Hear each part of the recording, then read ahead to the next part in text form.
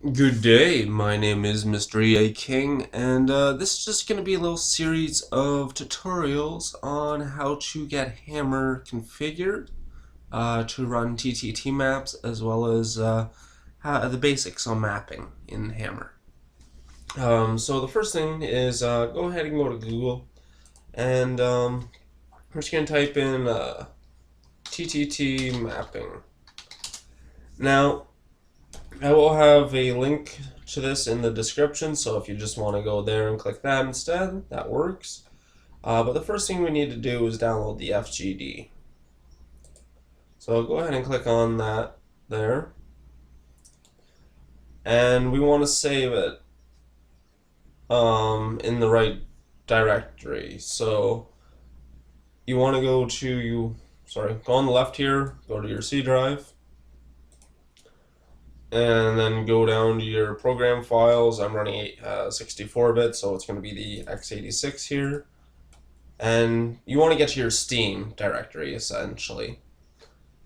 So Steam, and then I'm just going to press S there, and it'll take me down to Steam Apps, then Common, and then we're doing this for TTT, so we want to go to Counter-Strike Source. If you don't have Counter-Strike Source installed, you should go and buy it from the store at Steam here, and then install it.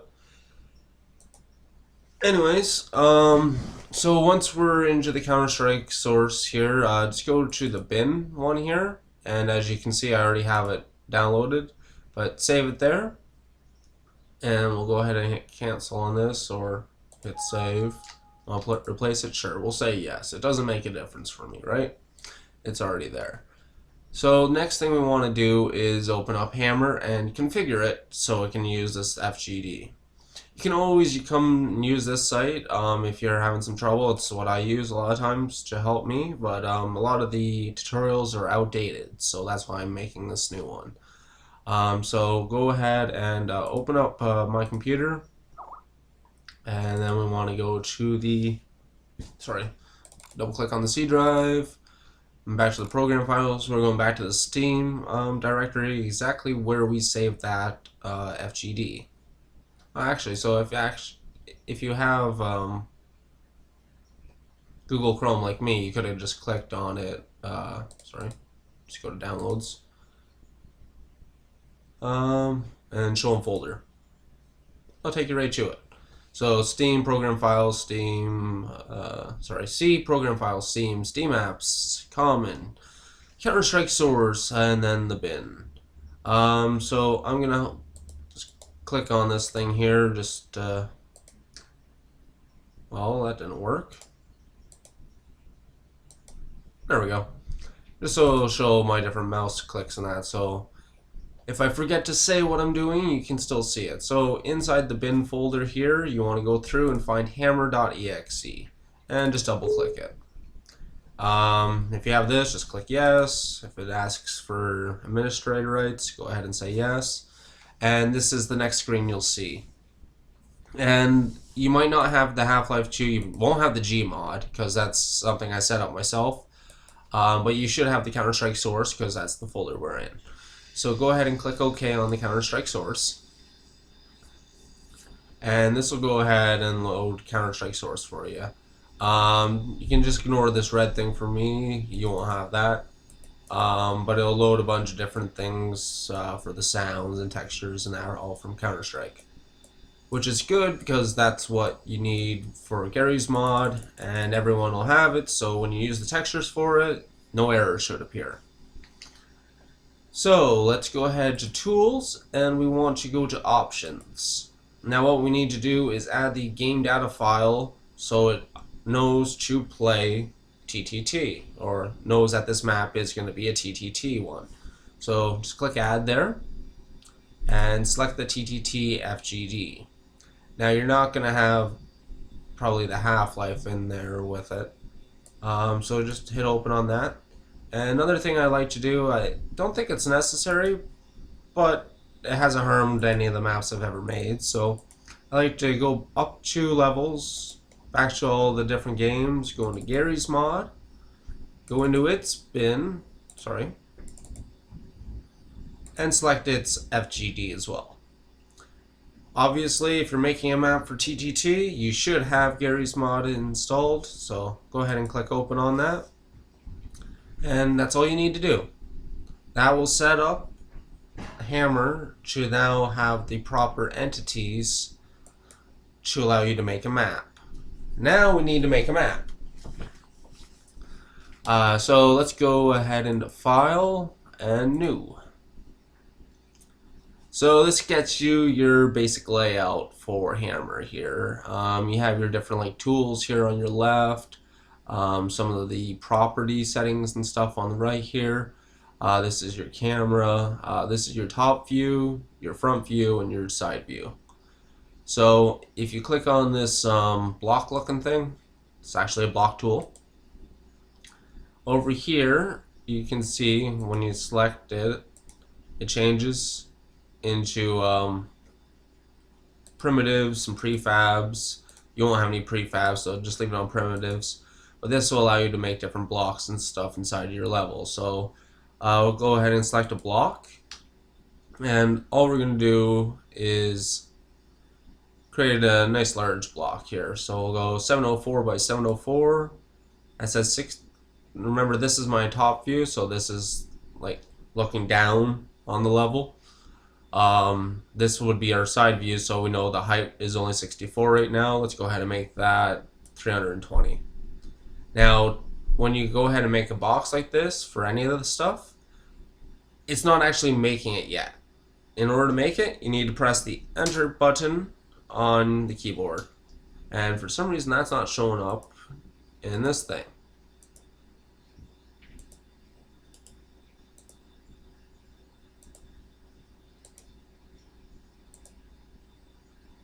Why not?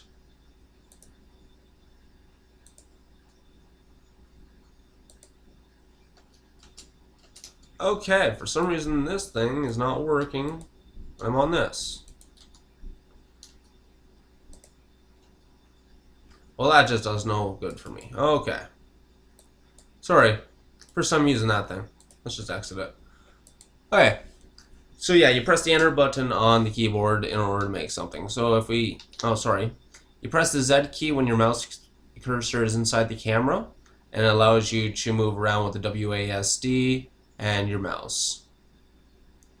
So that then gives us a block. Now, a block's okay and everything, but we want to have like a room. So there's a couple ways you could do this. You could take this block and take the selection key and then take the block and make it into a bunch of walls and make walls and a ceiling and a floor. What I prefer to do, especially for a block, because there's not much change in geometry, is just go to Tools and make Hollow. And then it asks you right here, how thick do you want the walls? You like to keep the numbers based on binary. So, you know, 2, 4, 8, 16, 32, 64, 128. I personally like walls of 16. They seem like a normal thickness for a wall. So if we go ahead and click Z on our keyboard again when in the camera view, we can then go into our little thing here, and now it looks like we actually have a little room. Now, when you're playing with the TTT map, the entity that we use, so you click this to make entities. There's a whole list of different things here, but what we want is info player deathmatch. What this is when you click, see how little man appears? This is the different spawns for the different people inside your map. So you'll need at least, 16 of these in your map. You might want more depending on the size of the map and how many players you expect to be playing at one time in your map. So we'll just go ahead and throw that one guy in there for right now. One thing for testing your map right now, I like to do is just throw in a counter-terrorist and a terrorist guy. So we go info player terrorist and info player counter-terrorist. And then when we're testing our map just for right now, it'll actually work. So for right now, if we go ahead and go file, let's just save this as, what should we save it as? Test. That seems like a pretty good idea. So file and run map.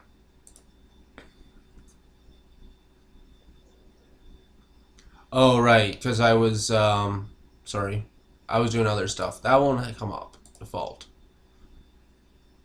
Go back to normal. This is what you'll see. I personally put it on normal, fast, and fast. That way it runs really quickly and you can get in and test your map. I say run really quickly depending on the size of your map. It still might take a minute or two. With this, take next to no time.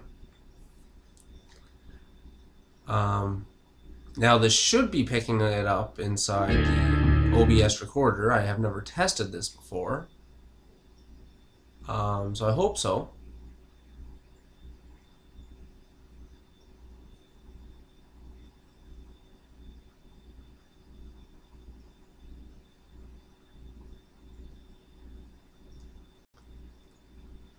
Okay, and as you see, loads up. You can select counter-terrorist for terrorist. It's not going to load the other guy. But here you go. We got a simple little map here. Really, it's just a room. So let's go ahead and quit that. Okay. Now let's go ahead and minimize that. Oh. Don't know what that button is. Radius calling. Yeah, we don't need to do that. Okay, so now that you have this all done, you might be going, well, that's kind of nice, but this room looks kind of weird. And that's true. So the way you can change textures inside of Hammer is this button right here. Toggle texture application. So you click that. If you want to change the texture of the entire thing, select the object that you want to change first, click it, and then click browse. And let's say you wanted it looking like a crate. Oh, sorry. Crate. Just type it in, and then you get like, you know, crate looking thing. So apply. And now we got a bunch of different textures on there. But if you just click this button without anything selected, or if you have something selected and then click it, and then click just the one like face, the one panel, then you can change just that one by itself. So if we go ahead and click browse and type in floor, we get a few different types of floors here. So we can go ahead and make this a nice little wooden floor. Click apply. And you can change the scale of the texture, you can apply it to fit or justify, you can rotate it. Displacement I might show in a different tutorial later on because it's a little bit more advanced, but that right there will allow you to change the floor texture. And then if we go ahead here and click the walls, holding control while left clicking each of the walls, again, Z button or Z allows you to go into fly mode. But now that we have the 4 walls selected, click browse, type in wall.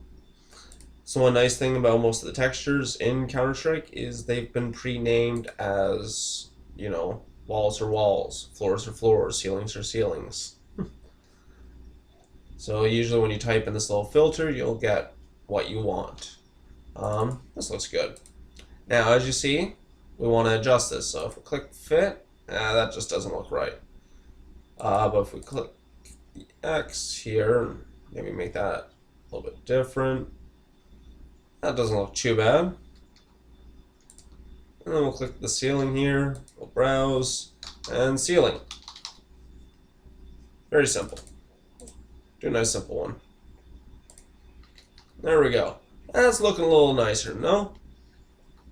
Now, to add a light sources, because before, when we were in the map, it didn't have any light sources. It was just your basic simple light everything.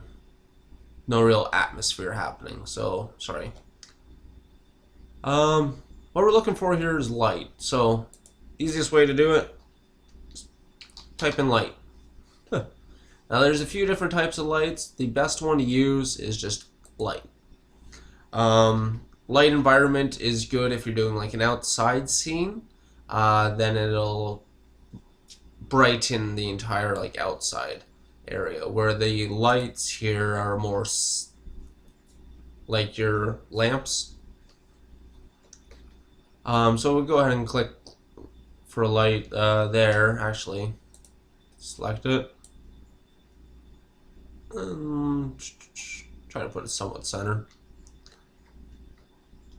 Okay, that's gonna look okay, but kind of weird at the same point. Let's click entity again, and let's show you how to put in a prop. Now, there's many different types of props that you can put in. The one I like to put in the most is either a prop physics or a prop dynamic. The prop physics will automatically allow the prop that you put in to be able to be pushed around and moved. Prop dynamic automatically allows it to be a static prop, something that can't be moved. You can choose static and physics props, but if that prop is not meant to be like a physics prop, it won't appear. With the overrides, it'll force it to appear. So that's why I prefer to use those ones. So let's go ahead and do the dynamic override, and then just click, and that's going to make this little block here. So we click the selection tool again, double click on the prop, go to world model, click browse. Now this is going to come up with a list of different models that are available for you to put into your different maps. I might have a few more because I might have some Half-Life ones in here. But what we want to do is type in light again. And we should be able to get some sort of light fixtures. So here we go. Here's some different ones. There we go. That looks like it'll work for us. So that gets us the light fixture there. Now, as you can see, it's snapping to the grid right now, and it's not getting to where I want it to be, which is right in the middle. Using the left and right square brackets, you can change the size of the grid. So we're going to make it a little bit smaller, so we can get that there, and get the light right underneath it. And then using the side view and the down arrow key, we can move it on the grid right to the center of the light. That should look nice. So now we'll have a nice little light fixture here, and this should light up the room pretty good. Now you can double click on the light and go in and change its colors by going in here and then just pick color, changing how bright it is, how far it goes, and stuff like that. It's all up to you. If you want to adjust your lights, go right ahead. Right now this is just a test, so I don't really care. So we're going to go ahead and click on the entire room that we've made here. We're going to hit Control C, or you can go up to Edit and Copy. And then what we want to do is just press Control V while looking at the floor. Now that's going to make us the exact same room that we've already created. Using the selection tool, we just wanted to click and drag it over to one of the sides of the room. I'm just going to go to the right side of the room. Gonna have to zoom out to see where that is. And as you see, wherever you paste something, the bottom will stick to where you paste. So if I wish to have pasted that, let's say on the top here, it goes on the top, like the bottom connects to wherever you paste to. So that's no good for us. We want it to be at the same level. So go into your side view and just correct that by dragging it down a little bit. Now the outside doesn't really matter what it looks like because you're not going to see it. So now we have two rooms here, but there's no way to get between the two rooms. So now I'm going to show you how to make a door. Very simple. So go ahead and click on the block tool again, and we just want to leave it as block. Now, looking at these guys, which are great things to put into your level when designing. See, one thing I want to do actually is click both of these.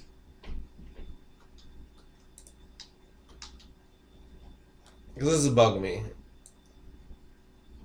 And just drag that down a bit.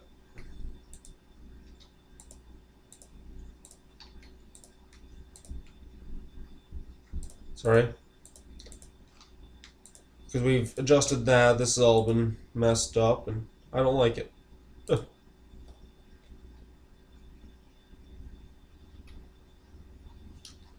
There we go. That looks better.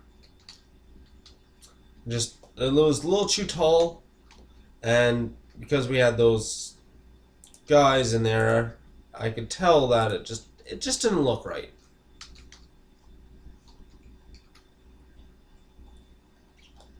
We want to drop him on the blue arrow there. There we go. Okay, so we got the light back. Actually, if you've had to do the same, you could have just left it. Go ahead and select both the light fixture and the light by holding Control and selecting both of them by clicking them. And Control C, or go up to Edit and Copy. Go over to the other room, look at the ceiling, and Control V, or Edit Paste. And, if I'm not mistaken, that would be the center to there, where the little X will be. So now we have lights in both rooms. Just figured we should have done that. Okay. So go back to the block tool. Now we want to go between the two rooms here. Doesn't really matter where we put this. It's up to your own devices. Now, all we want to do is make a block that's, you know, a little bit bigger than one of these guys. This is way too tall at the moment. That looks about right. Okay, and once you have a block that looks about the size of a proper door, press enter. Control X to cut the block away, or edit cut. And then looking at the floor, press Control V, and that's just gonna make sure that it goes right to the floor and it's not gonna be floating in air. So go ahead and move the block to wherever you would like the doorway between the two rooms. I'm gonna put it over here. And then all you need to do is go Tools, Curve. Now, if you want to see if that worked, just go ahead and press Delete. And bam! Now you can see we have a little doorway here. Let's press Control Z to undo that, or to go up to Edit Undo Curve. Or not Undo Curve, but Undo Delete. And then take the door type thing that we have built here. Our grid pattern is a little too big, so we're going to go ahead and make that a bit smaller again. There we go. Actually, one more smaller. Oh. I want to make it a width of 4. And 96 is actually a pretty good door size. So now you got this. You might want to change the textures in here. Really, I don't care right now. But I do want to change the texture of the door. So let's go to the texture thing, go Browse, and just type in door. Like I said, most of these stuff, it's pretty easy. And select the door. Apply. Oh. What happened there? Door. Select the door. Apply. And then click Fit. Fit works great for doors, like automatically put it on perfectly each time. But that's not a door yet. Wait, how to make this into a door is you hold the control button and press T. And that's going to tie this to a entity. And then, or another way you could do that, actually, is if you double click it. And then we want to choose door rotating because we want this door to rotate open. Choose that and click apply. Go to flags and go use opens. So this will only open when you press the E button on it. You can always have touch opens, but I prefer the use opens. Oh, oops. Accidentally click rotate. Here, delay before reset. -1 to stay. If you don't want the door to automatically close up by itself, you put a -1. And if you want it to close by itself, you just type in how many seconds you want after it's been opened for it to close. Rest of this, you can essentially just go through, look, see if you want to change any of it. A lot of the information is right here that you need, so just click apply once you're done and close that. And we're not done yet. This little blue ball here that you can see, or this blue, or not blue circle, just this little circle here, this determines where it's going to rotate from. So what we want to do is take this circle here and we want to drag it to the edge of the door. Now, whatever edge of the door that you want it to rotate from, like this is where the hinges will be, I want it to rotate from this side here. So that way it'll rotate to here or out that way. So now that we have that all done, we can go ahead and test the map to make sure that these lights and the door is working. One thing I suggest doing, especially when you're building a big map, is save your map often, but save it as different names. That way if you make a mistake, or when you go to carve something, if you've carved it weirdly, so it's created a lot of faces or holes inside your map, it'll still be able to go back and use what you have without having to scrap everything because you've ruined it. So always save your map often and save it as different names. For this purpose, I don't really need to do that because I know there won't be any problems, like seriously. So go ahead and run the map again. I'm really hoping that the map's showing up as I'm doing this. And go ahead and select terrorist or counter-terrorist. Doesn't really matter. And as you can see, we got a light now, a little bit darker. Probably should have a couple lights in here or that, but. And we have a doorway. Now, walk up to the door, doesn't do anything. Press the E key and bam, opens up. And after 4 seconds, it should close. Nice. And it's only 4 wide, so when we shoot, I don't know, a flashlight. More than likely those bullets do go through, I just can't see. Oh yeah, they're there. So, that's another thing to keep in mind. The thickness of your walls in that will determine whether or not bullets can go through. 16, I believe, does stop them.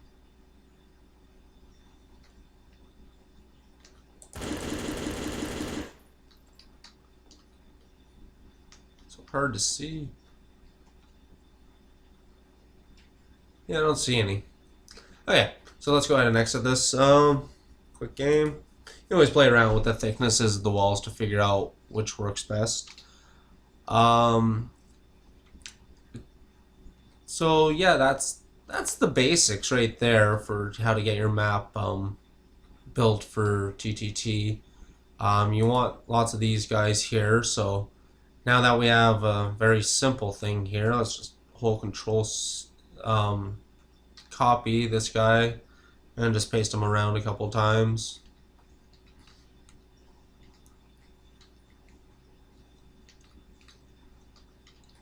as simple of a map as this is, this could technically be a TTT map. The only thing we're missing right now is weapons. You need weapons. So go ahead and click on the entity thing. And then if you go into the props here and go to TTT, we got all this stuff here. Map settings is actually one thing we do want to put in. So go ahead and click anywhere on the map with map settings, and you just want one of those inside your map. We'll come back to that in a second. Next we want to go to TTT random weapon. That's what I personally prefer to use. You can go in and put the different weapons in the different places, but I like it to be random. So go ahead and click random weapon. Click anywhere, and then click on the selection tool and then double click on the weapon. Auto spawn ammo items. This will allow when the weapon is spawned for it to spawn with ammo with it. I like to spawn it with anywhere from 2 to 4 ammo boxes with it. So go ahead and click 4 in there. Click apply. Flags or no flags. Model doesn't matter. So that's all you need to do for that. And then if you want, just Control C, Control V, Control V, Control V, Control V, or paste, paste, paste, paste, paste, paste. And now those weapons would appear with ammo beside them in each of those spots. As well as each of these little green guys are places where people can spawn. Now let's go back to this thing, the TTT map settings. Here you can change what models people are. If your spectators can possess props, different things. Really, I don't really do anything with that. I just put one in the map just to make sure. And I think that's everything that you need to actually have a working TTT map. You can do trader buttons and that. I will do a tutorial on that later. Game text, damage owner, map settings, logic role, spectator spawn, trader button. No, that would be everything. Okay, thank you all for watching. This has been a quick tutorial on how to make a quick little map here type thing. Some basics on Hammer. I will be back in a day or two, hopefully, and I'll be showing you how to make, well, yeah, we'll use the same map. I'll show you how to make some more rooms for it. Ramps, glass, water, and terrain, and eventually we'll get around to showing you how to upload your map as well to Gary's Mod so anyone can download it and play it themselves. Hope you all have a great day, and I hope you enjoyed this quick tutorial. Bye.